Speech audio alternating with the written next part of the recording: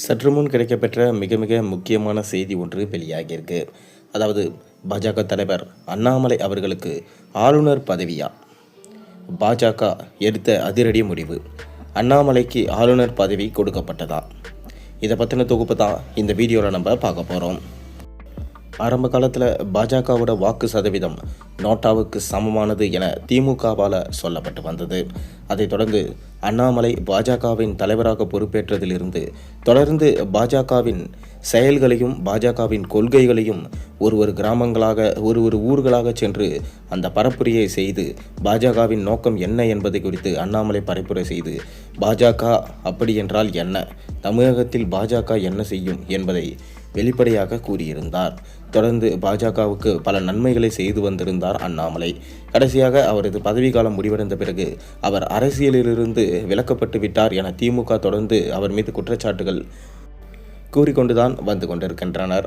ஆனால் அமித்ஷா அண்ணாமலை அவர்களுக்கு ஒரு முக்கியமான பதவி ஒன்று தரப்போவதாக வெளிப்படையாக சொல்லியிருந்தார். கூடிய விரைவிலே அந்த பதவி வழங்கப்படும் என அமித்ஷா அவர்கள் சொல்லியிருந்தது பெரும் பரபரப்பை ஏற்படுத்தியிருந்தது.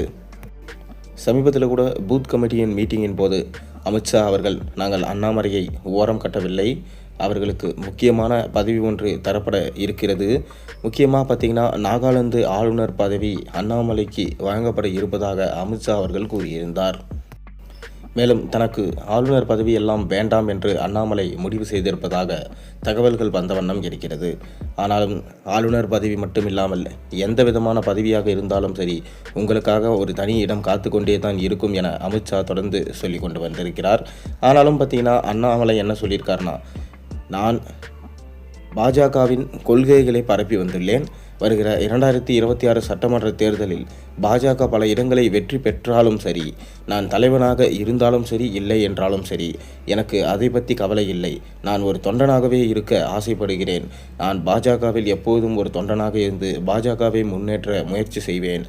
மக்களுக்கு உதவி செய்ய பாஜகவை நான் மேம்படுத்துவேன் என அண்ணாமலை சொல்லியிருக்காரு. அதனால் எனக்கு ஆளுநர் பதவியெல்லாம் வேண்டாம் என்ற மனநிலையில் இருக்காராம்.